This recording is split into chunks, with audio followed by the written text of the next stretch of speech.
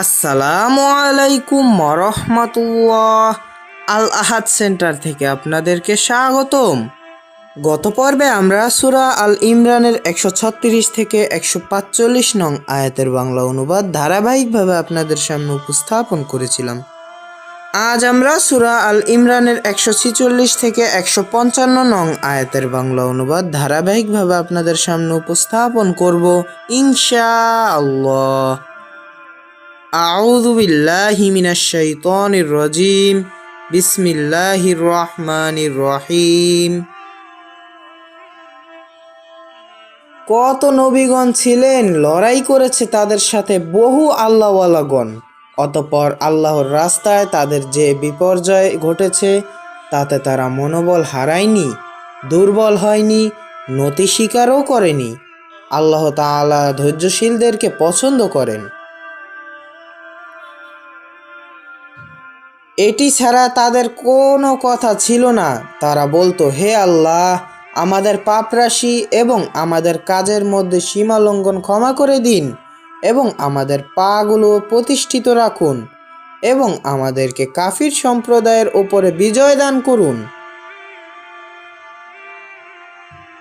অতঃপর আল্লাহ তাআলা তাদেরকে দান করেছেন ইহকালের পুরস্কার এবং পরকালের উত্তম পুরস্কার।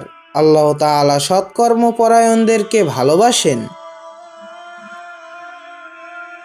হে ঈমানদারগণ, তোমরা যদি কাফির সম্প্রদায়ের আনুগত্য করো তারা তোমাদেরকে উল্টা দিকে ফিরিয়ে নেবে এবং তোমরা ক্ষতিগ্রস্ত অবস্থায় ফিরে আসবে। বরং আল্লাহ তোমাদের অভিভাবক এবং তিনি সর্বোত্তম সাহায্যকারী। অবিলম্বে আমি কাফিরদের মনের মধ্যে ভীতি ঢেলে দেব, এজন্য যে তারা আল্লাহর সাথে এমন কিছু শরিক করেছে যে বিষয়ে আল্লাহ তাআলা কোনো প্রমাণ নাজিল করেননি। তাদের ঠিকানা আগুন, কত নিকৃষ্ট জালিমদের ঠিকানা। আল্লাহ তাআলা তোমাদের সাথে তার ওয়াদা পূরণ করেছেন যখন তোমরা তার আদেশে কাফিরদেরকে হত্যা করছিলে, এমনকি যখন তোমরা মনোবল হারালে, আল্লাহর রসুলের নির্দেশের ক্ষেত্রে তোমরা তর্কে লিপ্ত হলে এবং তোমরা নেতার আদেশ অমান্য করলে। তোমরা যা ভালোবাসো তা তোমাদেরকে দেখানোর পরে তোমাদের কতক দুনিয়া কামনা করে, তোমাদের মধ্যে কতক পরকাল কামনা করে। অতঃপর তোমাদেরকে তাদের থেকে হটিয়ে দিলেন যাতে তিনি তোমাদেরকে পরীক্ষা করতে পারেন। অতঃপর আল্লাহ তাআলা তোমাদেরকে ক্ষমা করে দিলেন। আল্লাহ তাআলা মুমিনদের প্রতি বড় অনুগ্রহশীল। যখন তোমরা পাহাড়ে আরোহণ করছিলে তোমরা কারো দিকে তাকাচ্ছিলে না, অথচ রসুল তোমাদেরকে পিছন থেকে ডাকছিলেন। পৌঁছিয়েছিল তোমাদের ওপরে দুঃখের সাথে দুঃখ, যার ফলে তোমরা দুশ্চিন্তা না করো উহার ওপরে যা তোমাদের থেকে হারিয়ে গেছে এবং না উহার ওপরে যা তোমাদের উপরে পতিত হয়েছে। আল্লাহ তাআলা সব কিছুর খবর রাখেন যা তোমরা করো।